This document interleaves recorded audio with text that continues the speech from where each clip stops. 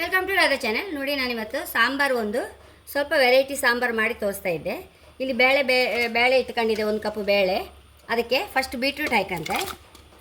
ಇದು ಸುಮಾರು ಬೆಂದ ಮೇಲೆ ಆಮೇಲೆ ಉಳ್ದ ಒಂದೊಂದೇ ತರಕಾರಿ ಹಾಕಂತ ಬತ್ತೆ. ಫಸ್ಟ್ ಇದನ್ನೀಗ ಬೇಯ್ಕಾಕಂತೆ. ನಾನು 1 ಕಪ್ ಬೇಳೆ ಬೇಯಿಸಿ ಇಟ್ಕೊಂಡಿದ್ದೆ, ಅದಕ್ಕೆ ಇದನ್ನು ಹೋಳು ಹಾಕೊಂಡದ್ದು, ಬೀಟ್ರೂಟ್ ಹೋಳು. ಈಗ ನೋಡಿ, ಒಂಚೂರು ಅರಿಶಿನ ಹಾಕೊಂಬ. ಈಗ ಮುಚ್ಚಿಟ್ಟು ಬಿಡುವ.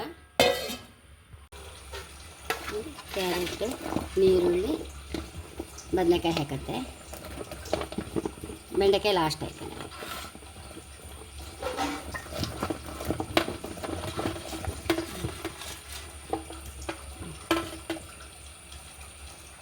ಎರಡು ಬುರ್ನಿಯೋಳು ಹಾಕೊಂಡಿದ್ದೆ.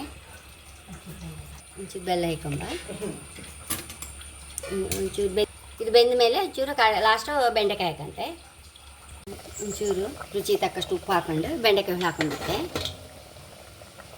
ಒಂದು ಸಲ ಮುಚ್ಚಿಟ್ಬಿಡುವ. ಒಂದು ಕೊದಿ ಬಂದರೆ ಬೇಯ್ತದೆ. ಮಸಾಲೆ ಹಾಕೋದು, ಮಸಾಲೆ ಮಾಡೋದು ಹೇಗೆ ಅಂತ ತೋರಿಸ್ತೆ. ಈಗ ಅಂಥದ್ದು ಮಸಾಲೆ ಹುರಿಕೆ, ಒಂಚೂರು ಮೆಣಸು, ಒಂದು ಚಮಚ ಉದ್ದಿನಬೇಳೆ, ಒಂದು 1/4 ಟೀ ಸ್ಪೂನ್ ಮೆಂತ್ಯ, ಒಂದು 1/4 ಟೀ ಸ್ಪೂನ್ ಸಾಸಿವೆ,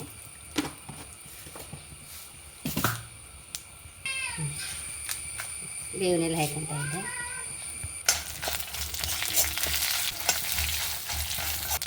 ನೋಡಿ, ಸಾಸಿವೆ ಹೊಟ್ಟುವಾಗ 2 ಚಮಚ ಕೊತ್ತಂಬರಿ, ಒಂದು 1/4 ಟೀ ಸ್ಪೂನ್ ಜೀರಿಗೆ ಸ್ವಲ್ಪ ಹಾಕಿ ಮಾಡಿ ಹುರ್ಕೊಂಡು ಇದಕ್ಕೆ ಕಾಯಿ ಹಾಕಿಬಿಡು. 1 ಕಪ್ ಹಾಕಷ್ಟು, 1 ಕಪ್ ಹಾಕಷ್ಟು ಕಾಯಿ ಹಾಕೊಂಡೆ. ಒಂದು ಕಡಿ ಹಾಕೊಂಡೆ. ಇದನ್ನೀಗ ಮಿಕ್ಸೆಲ್ಲ ಹಾಕೊಂಡ್ಬರ್ತೆ. ಮಸಾಲೆ ಹಾಕೊಂಡ್ಬಿಡುವ.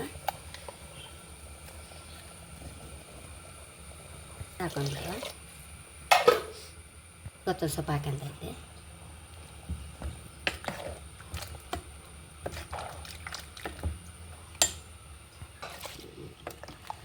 ಹುಳಿ ಯಾವಾಗಲೂ ಸ್ವಲ್ಪ ಗೊಜ್ಜಿ ಕಾಣಂಗಿರೋಕ್ಕಿಂತ ಸ್ವಲ್ಪ ನೀರಿದ್ರೆ ಖುಷಿ ಆಗ್ತದೆ ಎಲ್ಲರಿಗೂ. ಕುದಿ ಬರುವಾಗ ತೋರಿಸ್ತೆ. ಮತ್ತೆ ಎಷ್ಟೋ ರುಚಿಯಾದ ಹೈ ಕ್ಲಾಸ್ ಸಾಂಬಾರು ರೆಡಿಯಾಗಿದೆ. ಖಂಡಿತ ನೀವು ಸ್ವಲ್ಪ ಒಂದೊಂದು ತರಕಾರಿ ಲಾಸ್ಟ್ ಮೂಮೆಂಟಲ್ಲಿ ಒಂದೊಂದು ತರಕಾರಿ ಉಳಿಯುವಾಗ ಹೀಗೆ ಮಿಕ್ಸರ್ ತರಕಾರಿಯಾಗಿ ಸಾಂಬಾರು ಮಾಡಿದ್ರೆ ಹೊಸ ಟೇಸ್ಟ್ ಕೊಡುತ್ತೆ.